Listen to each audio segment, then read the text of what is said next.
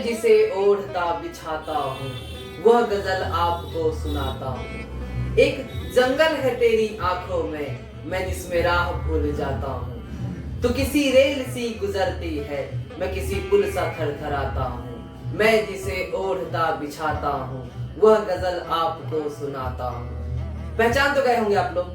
जी बिल्कुल, हिंदी में गजल की दुनिया में सबसे बड़ा नाम दुष्यंत कुमार जी। नमस्ते, मेरा नाम है केशव झा और बहुत दिनों बाद हिंदी कवि के इस नए प्रकरण में, नए एपिसोड में मैं आप सभी का हार्दिक स्वागत करता हूं।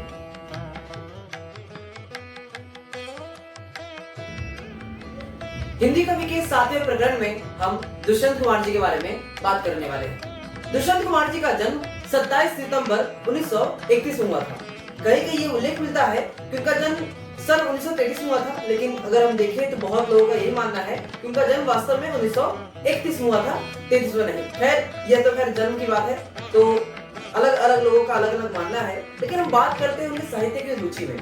साहित्य में जो रुचि है वो बहुत दिनों से, मतलब उनके बचपन से ही उनकी साहित्य में रुचि थी। जब उनका काल था तो उनके काल में बहुत सारे जो हिंदी के कवि हैं वो बहुत ज्यादा प्रचलित थे। सारे कवियों की अलग अलग एक विधा थी, अलग अलग एक शैली थी।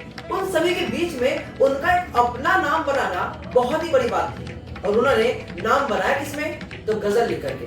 खैर वो कहानी भी लिखते थे, कथा भी लिखते थे, नाटक भी लिखते थे, लेकिन हम सब उनको एक गजलकार के रूप में बहुत ही प्रचलित रूप से जानते हैं। उनके बहुत सारे गजल तुमको जबानी याद होते हैं कि मेरे सीने में ना सही, तेरे सीने में सही हो कहीं भी आग, लेकिन आग जलनी चाहिए, इस हिमालय से कोई गंगा निकलनी चाहिए। और बहुत सारे फिल्मों में बहुत सारे अभिनेताओं ने, बहुत सारे अभिनेत्रियों ने उनके गजलों का उपयोग किया है। मसान का जो लाइन मैंने पढ़ा अभी कि तू किसी रेल सी गुजरती है, मैं किसी पुल सा थरथराता हूँ, तो बहुत सारे अलग अलग पिक्चरों में, बहुत सारे अलग अलग फिल्मों में उनके गजलों को, उनकी कविताओं का उपयोग किया गया है। इसके अतिरिक्त देखिए अगर उनकी प्रमुख कृतियां, उनकी जो प्रमुख कृतियां हैं साए में धूप और मसीहा चला गया और ऐसे बहुत सारी काव्य संग्रह, नाटक संग्रह और उपन्यास संग्रह उनकी प्रचलित है। उनकी रचनाओं की ये खास बात होती थी कि वे आम जनता के लिए लिखते थे। वे आम जनता के मन की बात लिखते थे। सरकार के विरोध में हो, सरकार के पक्ष में हो, जैसे भी हो, अक्सर उनकी कविता को देखेंगे आप, करारा व्यंग्य होता है।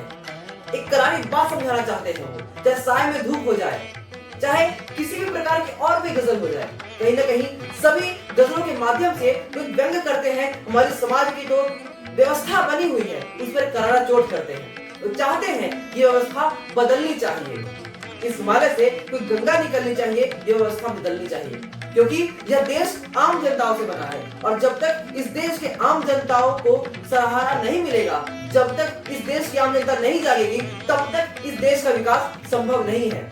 चाहे राजनीतिक पार्टियां हो, चाहे राजनीतिक दल हो, चाहे कोई बहुत से बड़ा बड़ा नेता हो, उनकी कविता, उनकी गजल उन सभी पर करारा प्रहार करती है। और कहीं ना कहीं हम सभी जानते हैं साहित्य समाज का दर्पण होता है, तो वास्तविक साहित्य क्या होता है, वास्तविक साहित्य दर्पण का कार्य किस प्रकार करता है, यह बात दुष्यंत कुमार जी ने भली भांति हम सभी को समझाया था। दुष्यंत कुमार जी वास्तव में त्यागी थे, मतलब उनका पूरा नाम जो है दुष्यंत कुमार त्यागी था, लेकिन हम सब उनको दुष्यंत कुमार जी के नाम से जानते हैं।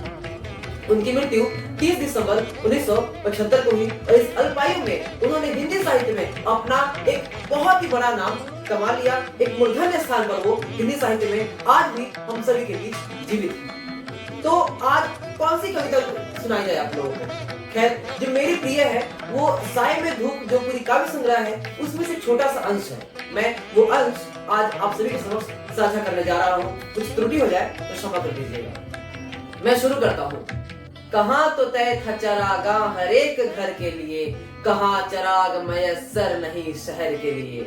यहाँ दरख्तों के साये में धूप लगती है, यहाँ दरख्तों के साये में धूप लगती है, चलो यहाँ से चले और उम्र भर के लिए।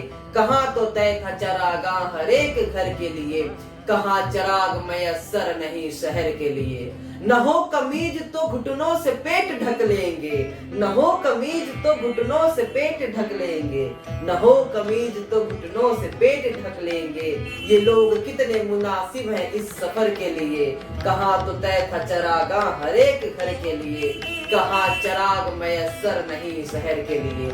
खुदा नहीं न सही आदमी का ख्वाब सही, खुदा नहीं न सही आदमी का ख्वाब सही, खुदा नहीं न सही आदमी का ख्वाब सही, कोई हसीन नजारा तो है नजर के लिए, कहाँ तो तय था चरागाह हर एक घर के लिए, कहाँ चराग मयस्सर नहीं शहर के लिए। वो मुतमईन है कि पत्थर पिघल नहीं सकता, वह मुतमईन है कि पत्थर पिघल नहीं सकता, वह मुतमईन है कि पत्थर पिघल नहीं सकता।